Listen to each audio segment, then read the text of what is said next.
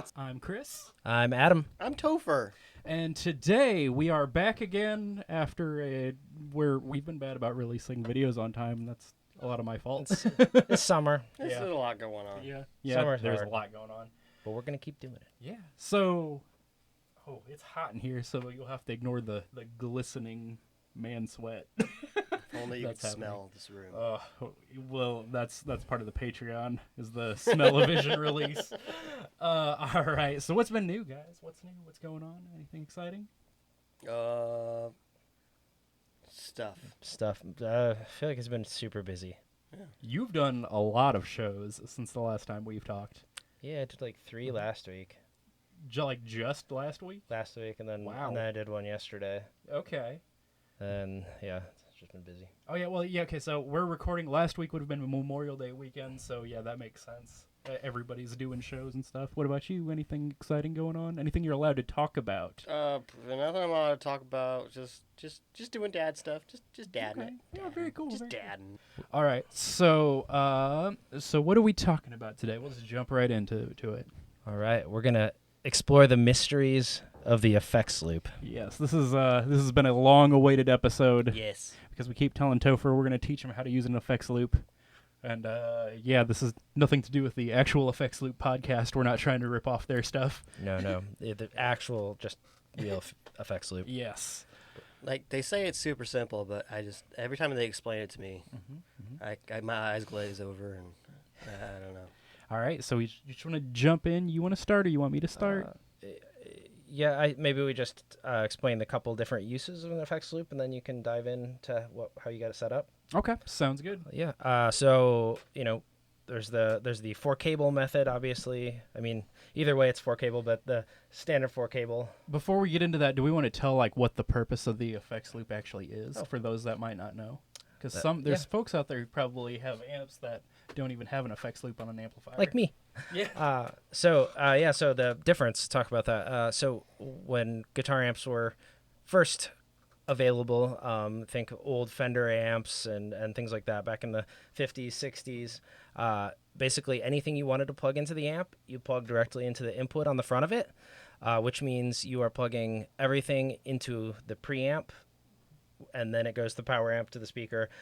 So whatever you're putting in the front end is going to be coloring that preamp, driving it if it has like a higher output.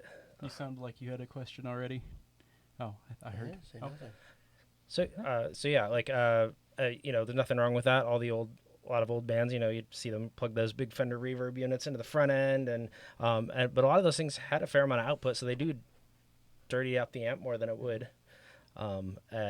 So eventually people decided to put an effects loop in, which falls in between the preamp and the actual power amp section of your amplifier, so you can certain types of effects, especially like modulations and ambient stuff, if you put it afterwards, those things are going to retain their clarity.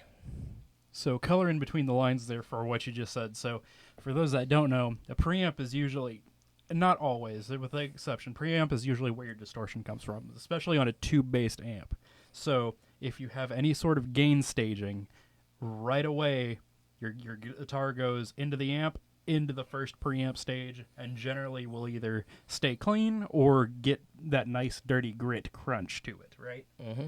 So what you're saying is the effects loop bypasses that first stage of crunchiness, right? Yeah. Your guitar, if you're still plugged into the front end, your preamp is still acting as a preamp.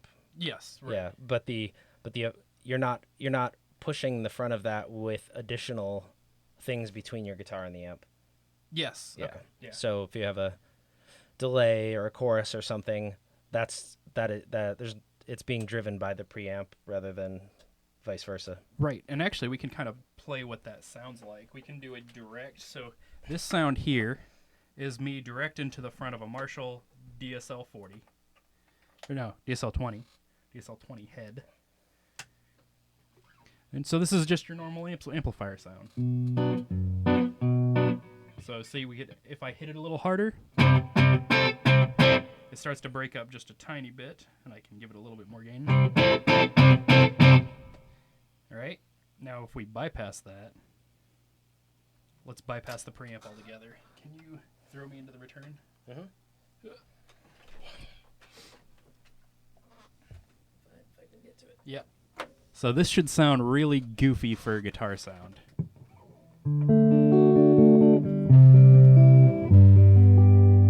So there's no preamp in the middle. It's just like plugging straight into a PA system at this point. Yep. And I don't know what they're going to be hearing, but what I'm hearing is all of a sudden there's no character to the sound. It's just a very flat, kind of overly bassy sound, right? Yep. And we're back to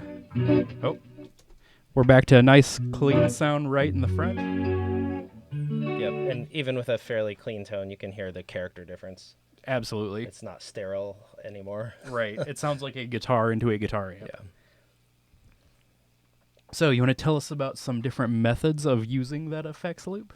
Yeah. So, the traditional 4-cable method, you look at having any kind of compression, drive, really anything that's gain-based would be going into the front of your amp, just like you traditionally would.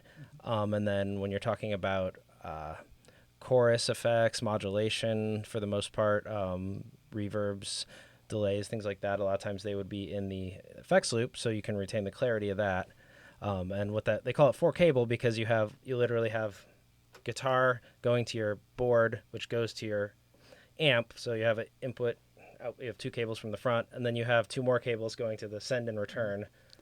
Do we want to demonstrate that real quick? Sure. All right, so we've got, after a minor technical delay, we've got everything hooked back up. So how it's hooked up right now is I'm going into the pedal board. The pedal board is going in the front of the amp, except for the delay pedal.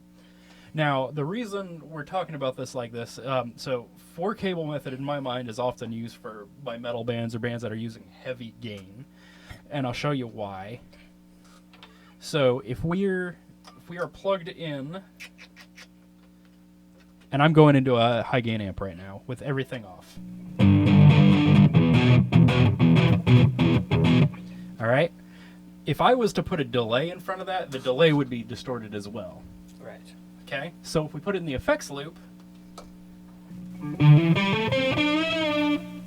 now it's just a clean delay. Mm-hmm. Through with the distortion going into the delay.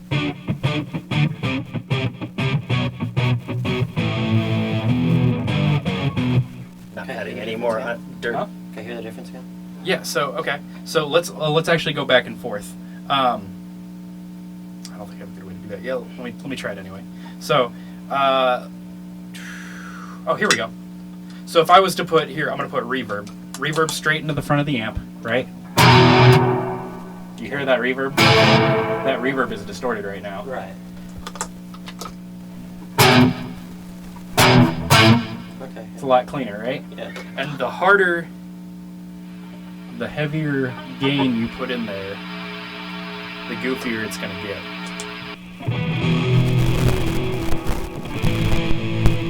Which is a cool sound, but then it might not be what you want.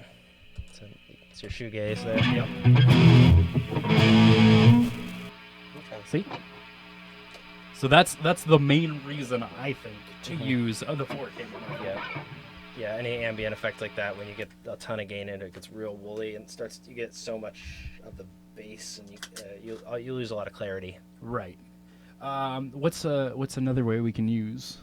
Well, another popular method of that is, especially if you're somebody who has like maybe one nice amp with an effects loop in it, is if you want to just change the character of your amp, then you can run other preamp or gain-based pedals through the effects loop, and basically that lets you switch to a different preamp. So that's the big thing about the effects loop, is you don't have to use the sound coming back through it. You can only use the return, and that just bypasses the preamp directly. That's what he's getting at. Does that make sense? No. Okay. So we can demonstrate it, or show you. We'll show you what it probably. If you can see it's probably helpful. helpful. I'm still kind of stuck on this What's the 4-cable method? okay, so 4-cable method. 4-cable method is we are running the pedal board directly into the front of the amp. Okay. This is not on the pedal board right now. Okay. Right? Delay is not on the pedal board. Okay. So I have one cable and 2 cables. Oops, sorry. Yep. Okay. Okay. So from guitar to pedal board to amp, that's 2 cables. All right. Okay. Then I have 2 cables coming out of the effects loop, send and return, into the delay pedal. Okay. So the amp is actually feeding signal back and forth just from the delay pedal by itself. So you send, but what's the return for? Like, Yeah. So if I am how do I want to put it? Oh, this is why I need the diagram. So basically, like your you have input and output on the delay, okay. and you have a send and return on the back of the amp. So this is in a loop with that. So yeah, let's look at it like this then. So guitar out, Okay. into amp, okay.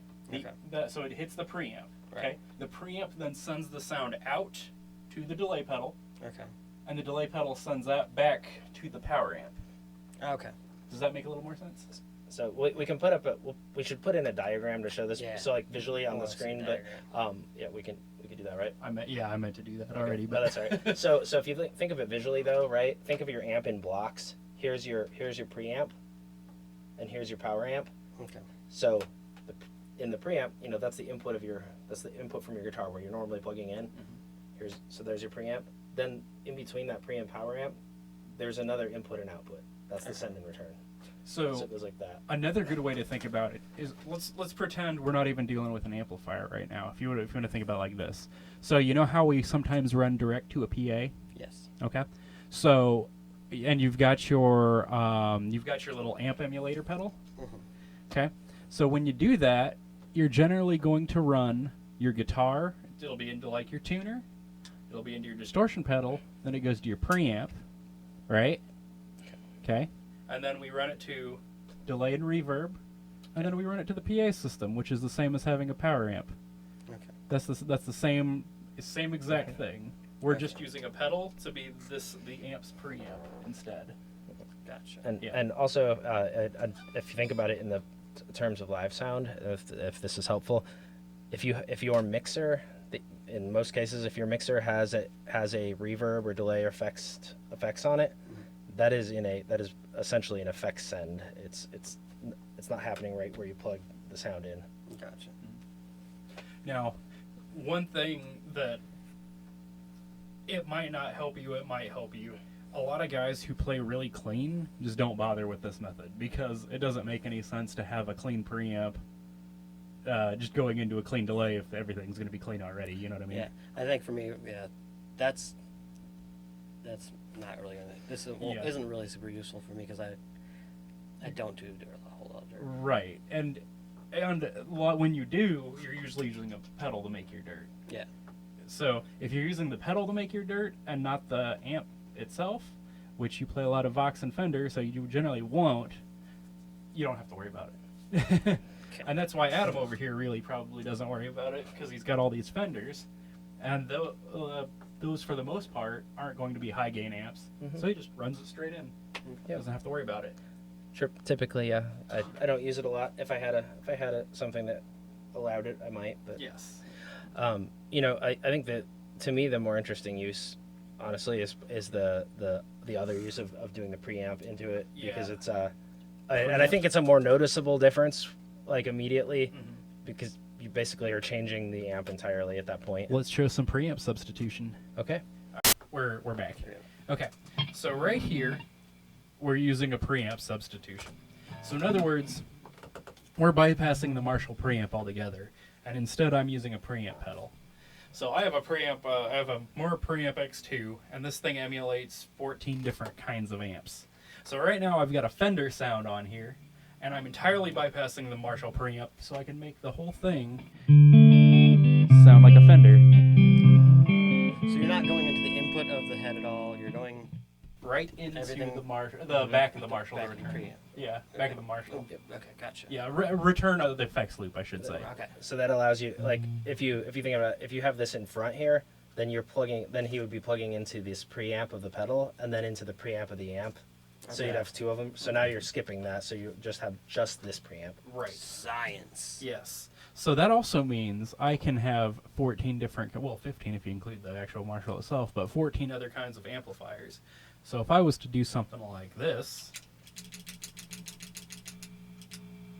and I wanted to have, say, a 5150 or a Mesa, I don't remember which one exactly this is.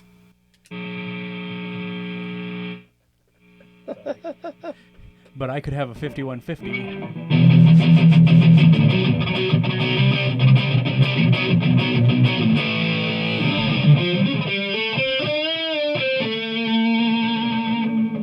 I can do that. Or I can go back to my nice Fender.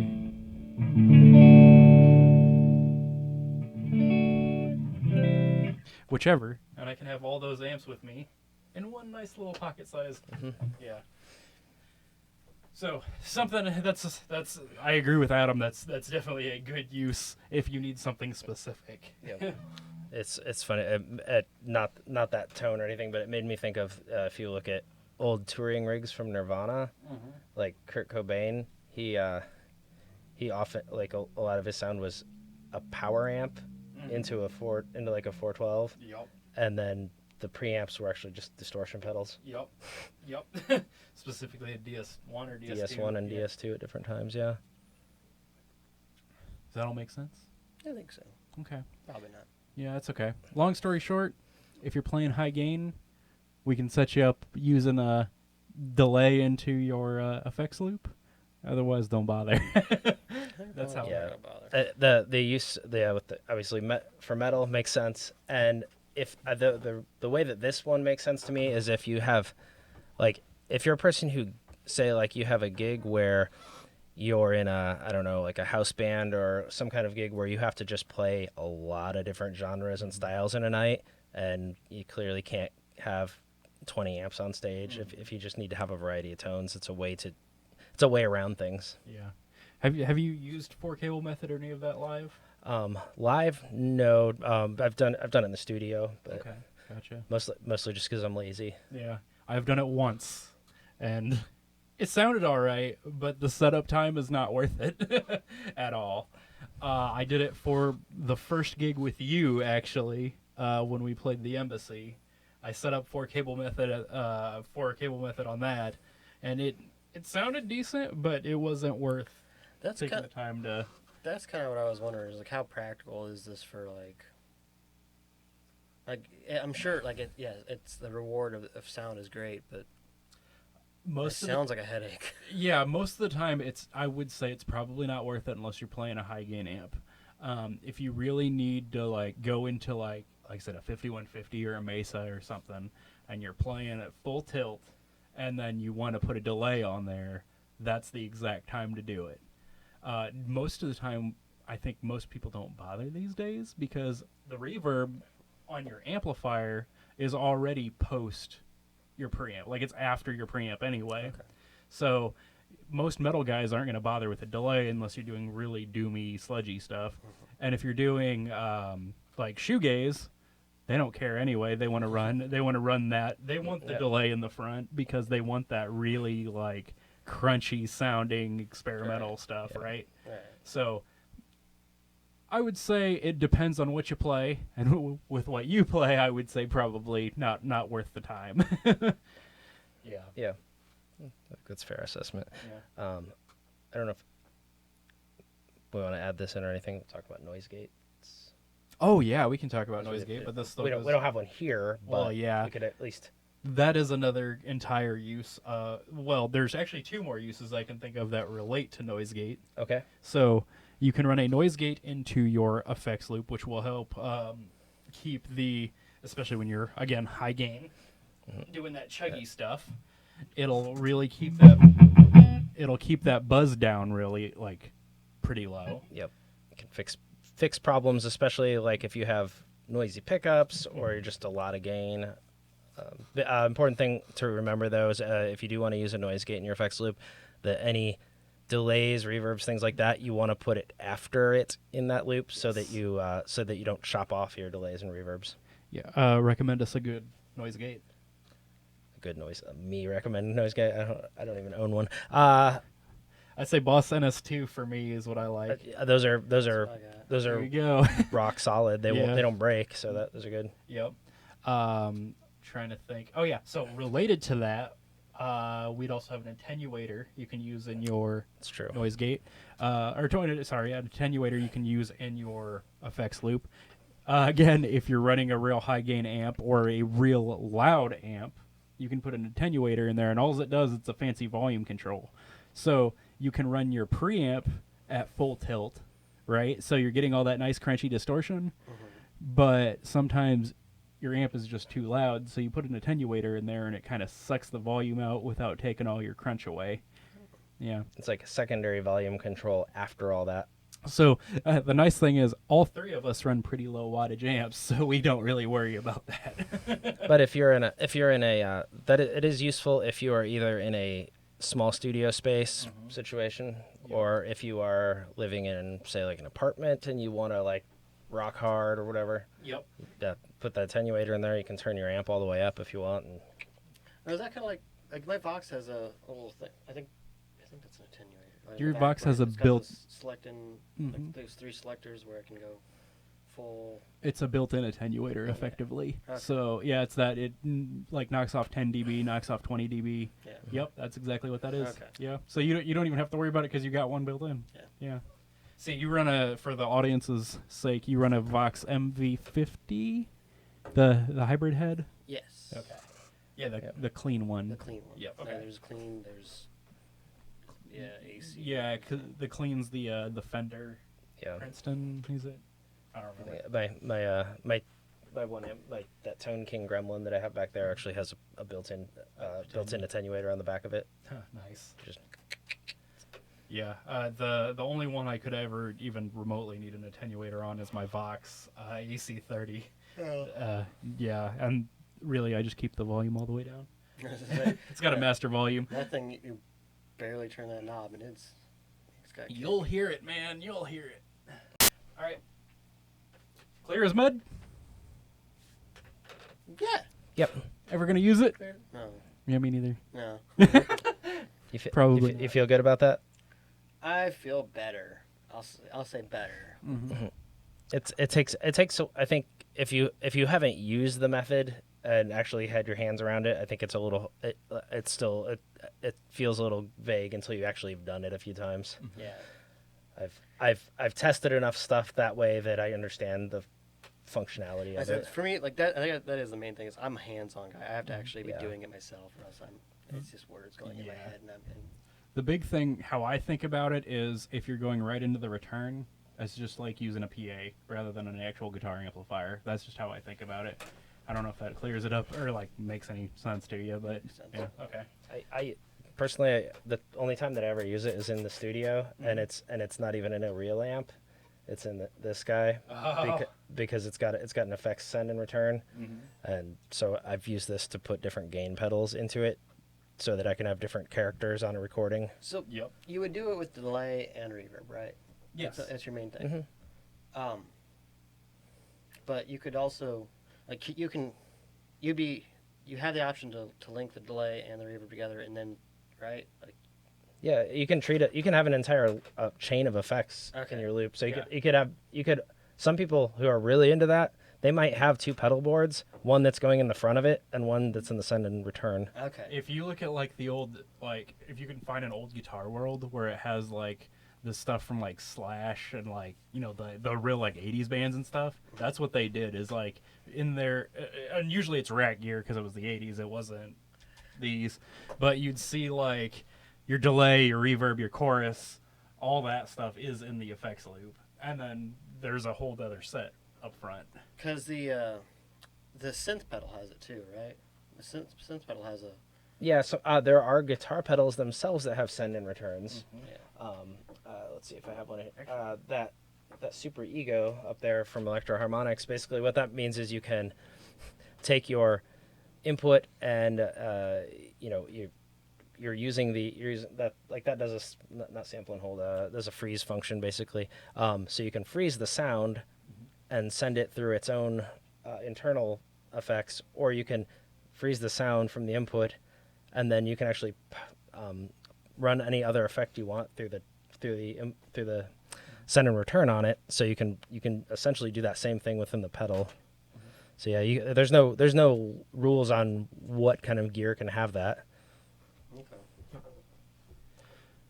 That about it? So we're gonna Oh. label this this episode effects loop for dummies, right? 'Cause, like, Yeah, that Yeah. sounds like, good. I feel like I'm just like this real dumb guy who just here like, so the guitars make sound. I mean, technically. you can put them in different places. I wouldn't recommend plugging any of those things into between the power amp and the speaker though. That's a bad idea. Good call. What if I so the power strip has this like bigger hole on the there's the two slots. I can't fit it in there, but the smaller hole at the bottom.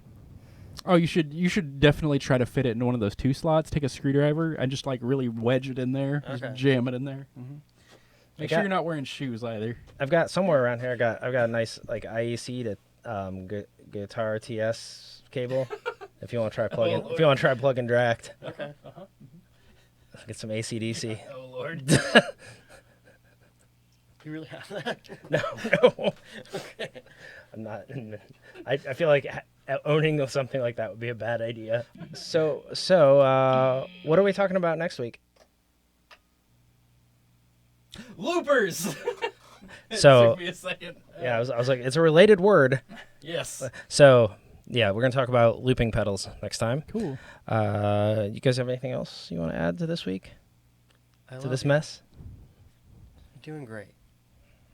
Keep it up. That was very inspirational. All right.